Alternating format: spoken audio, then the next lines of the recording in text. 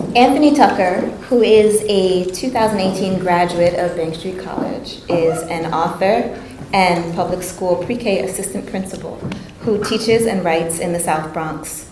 His first book, A Rocky Start, won the 2017 Purple Dragonfly Book Award and was a finalist for the 2018 International Book Award. His second book, Tied In, was just released. Through his work as an educator as well as a former high school basketball and volleyball coach, Anthony encourages students from under-resourced neighborhoods to pursue their education with passion, commitment, and a higher sense of self-confidence. I'd like to welcome Anthony Tucker next. Thank you.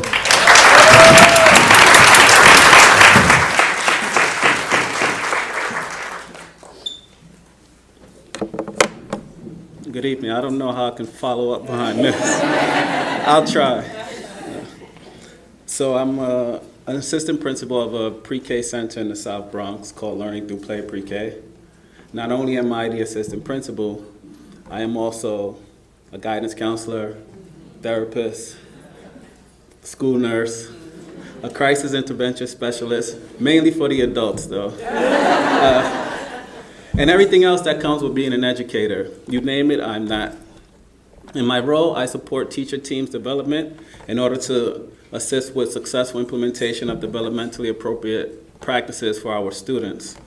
Thinking back to a time when I can remember, labeling was pervasive in education and in our society in general. He's too hyperactive, she's too aggressive, and other negative descriptors like that. All of these things affected my ability to apply myself, as I'm sure it's affecting many children to this day. Now, if you take that and you stack it atop of all the adverse things that Black children are going through, you begin to break them. And that's the last thing that they need, is for a system to neglect them, even after they've already felt what it feels like to be neglected.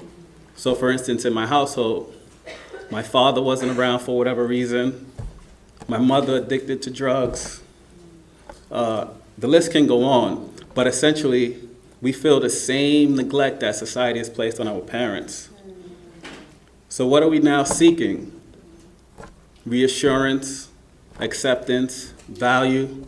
You know, I felt that same neglect and abandonment from a school system, so much so that I was forced to drop out because I couldn't bear it any longer.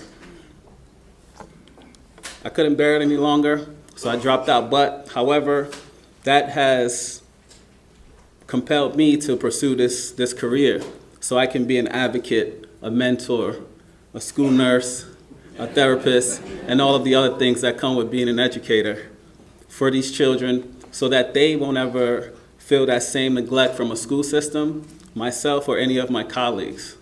So inside of my school, what I'm doing in order to engage and empower families is opening our doors to invite more males to take part in school activities and be a part of our school environment. So with initiatives such as, thank you.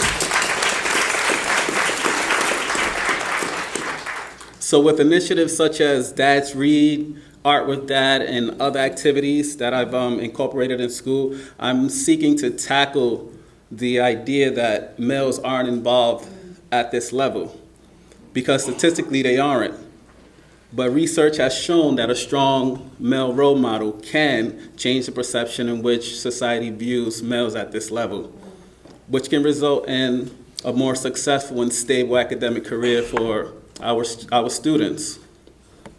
Not only that, but outside of school, what I've done in order to promote and engage and empower my community is creating initiatives such as Kicks and Books, where I partner up with sneaker stores and I place child-friendly books shelves inside of these sneaker stores, encouraging the community to read. I've also done things such as Playground Library, where I visit and place book stations inside of NYCHA developments or housing projects. So these things that I'm doing is trying to combat the idea that, you know, we're not readers, but we have to expose and promote reading to our neglected communities. Not only that, but reading at different community events has also been a huge factor in what I do, because I get to show students of color that there is a Black author out there, because I know for me, when I was younger, I have never been visited by a Black author inside of school or outside of school. And I think that it's important for us to start early and expose children to the love of reading and the joy of learning.